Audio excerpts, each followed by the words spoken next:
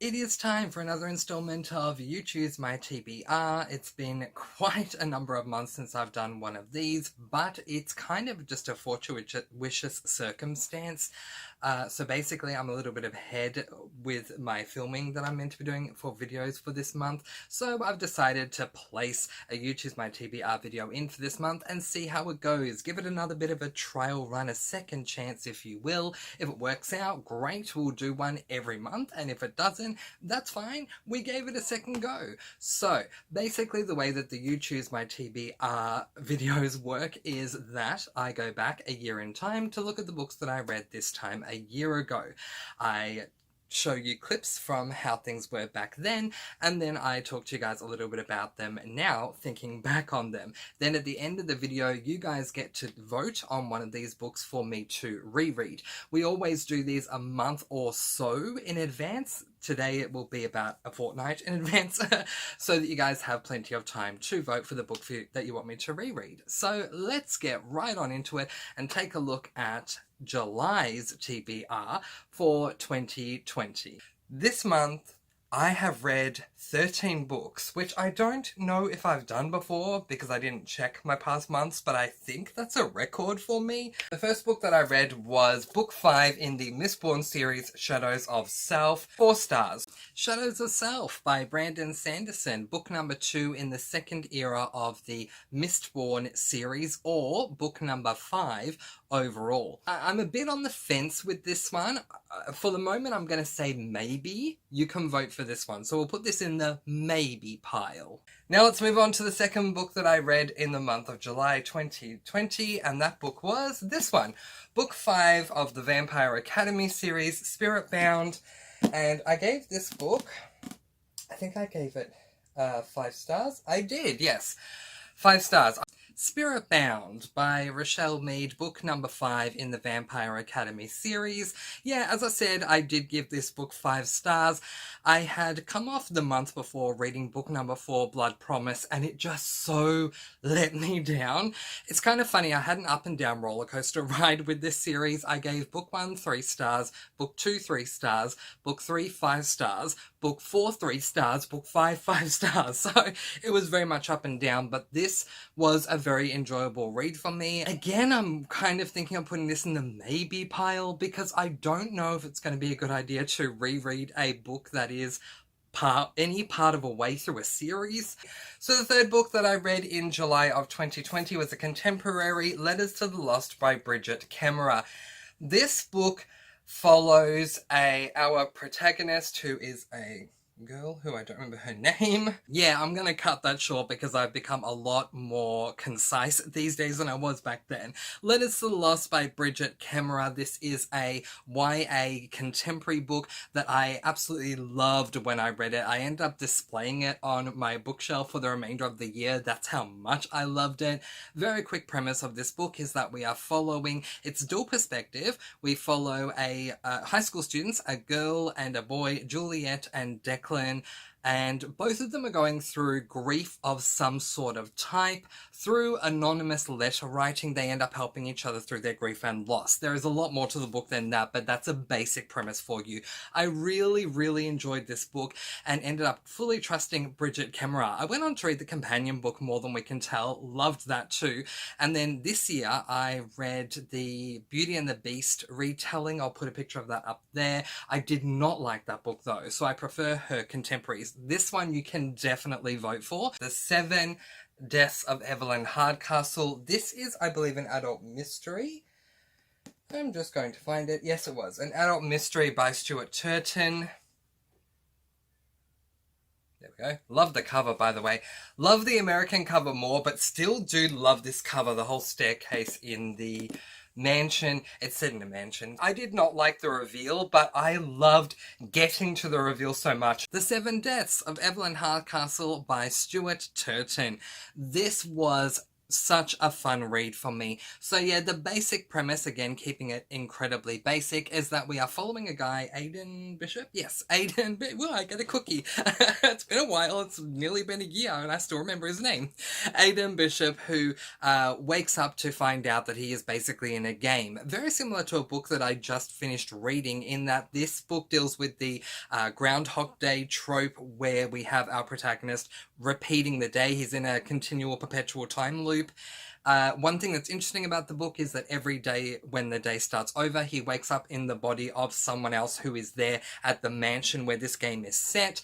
The aim of the game is to solve the murder. Someone's been killed, and who killed them. Whoever solves the murder will end up being free, and everyone else will remain trapped. I loved this book. I thought it was really, really well written. It kept me intrigued from start all the way through to just about the end. The ending, the reveal, really did let me down. But in saying that, I enjoyed the book so much that I really didn't let that dampen the rating. I still gave it 4 stars, because despite the not so good ending or reveal, in my opinion, the rest of the book was absolutely incredible. I would reread this again. 13 Reasons Why by J. Asher. It is a very hard-hitting contemporary book, and I will say a trigger warning for teen sexual assault as well as teen suicide. But otherwise, I feel like this is a book that everyone should read, because it does shine a very glaring light onto this issue of teen suicide and things that happen to teenagers that are generally swept under the carpet. 13 Reasons Why by J. Asher. I loved this book. So I don't remember actually what this book is categorized as. It's either a YA mystery or a YA thriller. I think it's a mystery though. Anyway, there's a lot of controversy that surrounds this book, and the book was eventually adapted into a TV series, and there was a lot of controversy that surrounded that too, because there are some people who do believe that the book, as well as the series, glamorizes suicide. The reason for this can be found in the premise. The basic premise of this book is that we're following a boy who I don't remember his name, Clay Jensen. There we go, no cookie for that one. Clay Jensen, who wakes up one day to find 13 audio cassette tapes on his front door, and they turns out they were left there by a classmate of his, Hannah Baker, who ended up killing herself for many reasons, and these 13 there were 13 reasons why she killed herself, and each one is on each cassette tape. So Clay ends up listening to them and finding out things about Hannah Baker that he never knew, and I just found this book to be incredibly intriguing. I did watch the show first and read the original source material second. For many reasons, I preferred the book, but J. Asher has said, the author J. Asher, has said many times he's not going to write a sequel to the book, despite the fact that the TV show did keep going. I think they did like 2 or 3 seasons. J. Asher just wasn't interested in writing a sequel. He wanted it to be a standalone. I loved this book. You can definitely vote for this one. The next book that I read was another contemporary. So I ended up DNFing. Oh, okay. I'm just trying to work out how the order of all this. I ended up DNFing the Black Prism, as I said earlier, but I planned on reading the Black Prism over the course of 5 days, so I replaced it with 2 books. The first book that I replaced it with was this book. This, I believe it's an adult contemporary, but I'll just double check that. No, it's a YA. A YA contemporary called The Devil Wears Prada by Lauren Weisberger.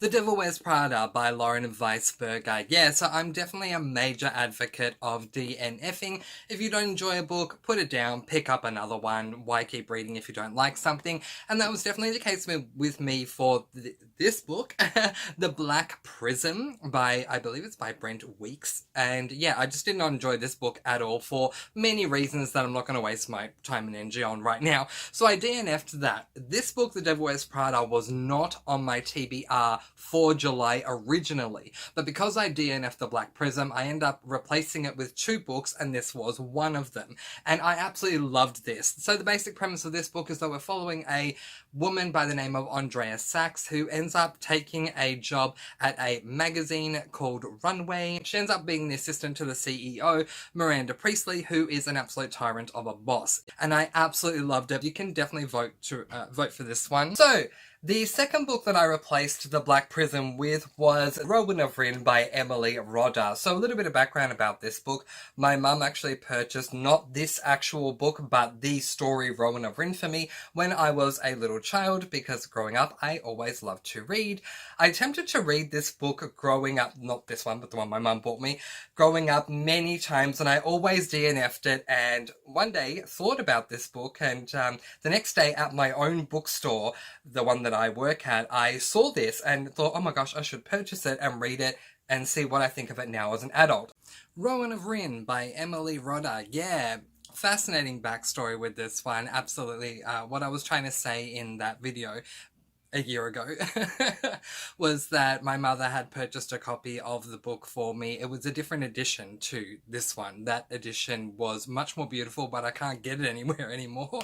But yeah, I had trouble reading it because the first chapter, I just had a lot of trouble getting immersed in that world. I just wasn't resonating with it, but I pushed through chapter 1 in my next attempt last year, and actually ended up enjoying the book. I gave it 3 stars, which is an average rating, but I thought it was okay, and I'll let you vote for it.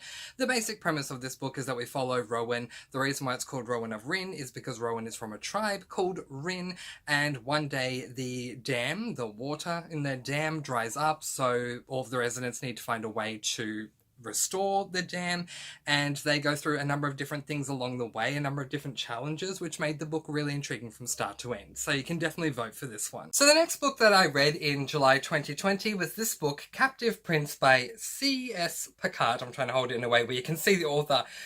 So this book, I went into this book thinking it was a male, as in 2 men romance, but I would not call this a romance at all. It was a very hard book to read, considering that I went in thinking it was a romance, and it was, whoa, like, C.S. Picard. She's very graphic in this book.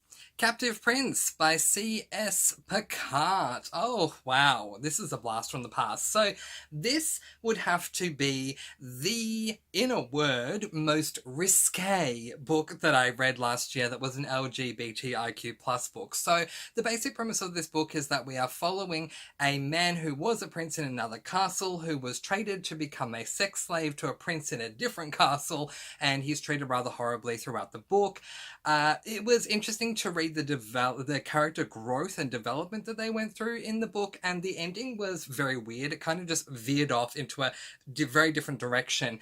Now, with this one, I'm more than happy for you to vote for this, but if you do vote for it, I'm not going to read this book. I'm going to read the next book in the series, because I've had it on my TBR shelf for quite some time, and that would be this book, Prince's Gambit by C.S. Picard. So, and this one does seem to be rather a lot thicker than the first one, so it'll be a longer read, but yeah, I'm intrigued enough to read it. When I did my recent book unhauling, I did not unhaul this book because I knew I would get to it one day. So you can vote for Captive Prince, but if you vote for it, instead of rereading book 1, I'll go on to read book number 2. The next book that I read was a massive disappointment. In fact, it received the lowest rating that I gave to any book this month, and that was the 3rd book in the Hunger Games series, Mockingjay by Susan Collins. Okay, yeah, we're gonna stop that right there, because no, and in case you didn't get the first 2 times,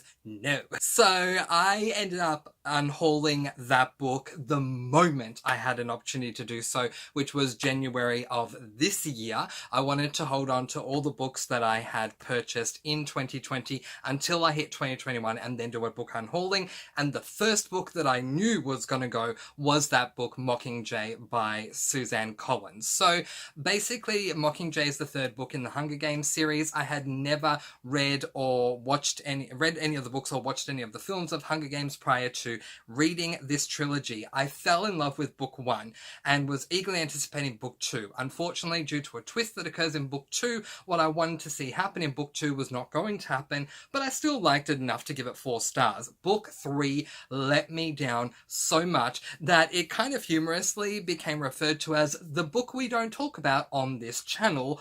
And the book we don't like to talk about on this channel, Mockingjay. So I think that's more than enough information for you to realize why you're not going to be voting on this one. Not only do I not have the physical copy anymore, but I'm definitely not reading this book anymore. It's just not worth the heartache and the pain. The next book that I read in July 2020 could not have been any more different. This book is hated by a lot of people. The vast majority of people who have read this book don't like this book, but I absolutely loved it. It is the screenplay adaptation written into a bounded book version of Harry Potter and the Cursed Child by J.K. Rowling, John Tiffany, and Jack Thorne. I read 13 books in July of 2020. This month, I have read 13 books, which I don't know if I've done before because I didn't check my past months, but I think that's a record for me. So that's why this video is so long. But let's keep going, shall we? Harry Potter and the Cursed Child. I know that it's cursed. I just, for some reason, pronounce cursed as cursed. This is a book that was written many, many, many years after the final book in the Harry Potter series was written. So if you follow the Harry Potter series in general, this play, because while it is made to look like a book, inside it's actually written like a script for the play. This play picks up many, many, many years after the original series concludes, following Harry Potter's children. There are a lot of things that I really enjoyed about this book, which, as I have already said back a year ago, that's an unpopular opinion. A lot of people did not like this at all. I did not want to read it originally because it was written as a play and the rest were written as a book, so that kind of did let me down. But I think all in all that it was pretty okay. I gave it 4 stars. I loved the first 3 quarters. I just didn't like the final quarter, but I did love the rest. If you want, you can vote for this one. I'm happy to read Cursed Child once more.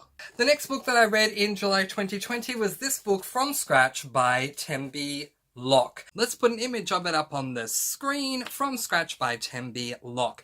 So I don't own this book anymore either because it also went in the, I believe, either the January or the May unhaul, because I did 2 unhauls, or have so far this year anyway. But From Scratch didn't survive one of them, I just don't remember which. Anyway, the story surrounding this book and how I ended up in possession of this book is that I ended up joining a book club with my mother that I just termed as Mum and Me, and basically the way that our book club worked was that I would read a book she loved, which was From Scratch by Tembi Locke, and she would read a book that I loved, which was Harry Potter and the Philosopher's Stone. But I don't own this book anymore, and part of the reason why I unhauled it was because I didn't think I would need to read it again. Once was enough for me, so I just won't be allowing you to vote for this one. The Bands of Mourning.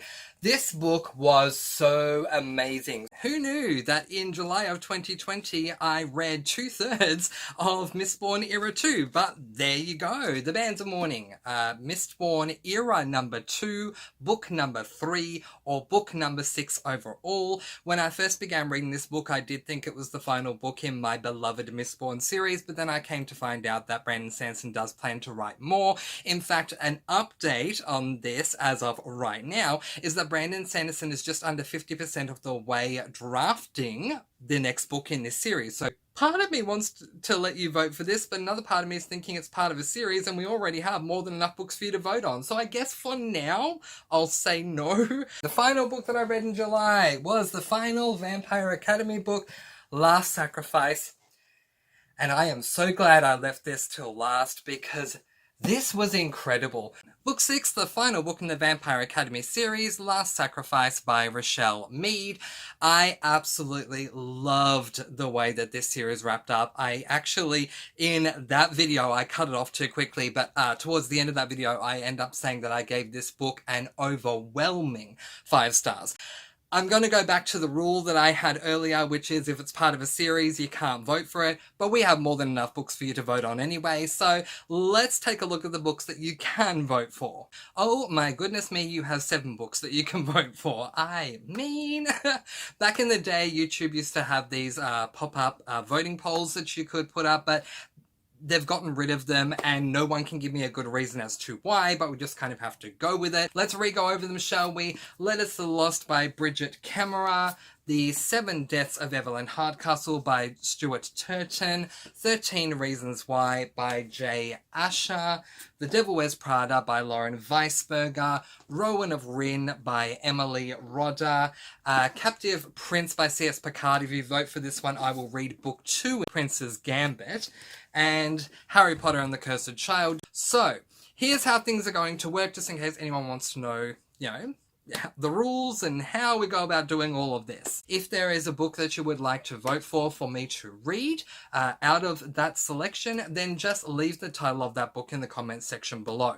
If you have joined the Facebook group Passion for Books, I am going to leave a poll up in that group so you can vote over there as well. So I'll have 2 places for you to vote on. Now, the winning book will be a book that I will reread in next month's TBR. So when I do my July TBR, keep an eye out in that video for the winner of that book. I will announce the poll results and the winning book. The only thing that I need to discuss further with you guys, because we had this as kind of an issue when I first began my Choose My TBR series, is what happens in the event of a tie. Well, in the event of a tie, if there are 2 books that have the exact same amount of votes, the power will come back to me and I will choose between the books that have tied. Now for everyone's favourite game, these are the books that you can vote on for me to read or reread in July of 2021. But in the meantime, that is where I am going to leave it, letting you guys go with peace, blessings, and so much love. I post videos every Monday, Wednesday, and Friday, and I look forward to seeing you again soon. Mwah! Thank you so much for watching, and happy reading!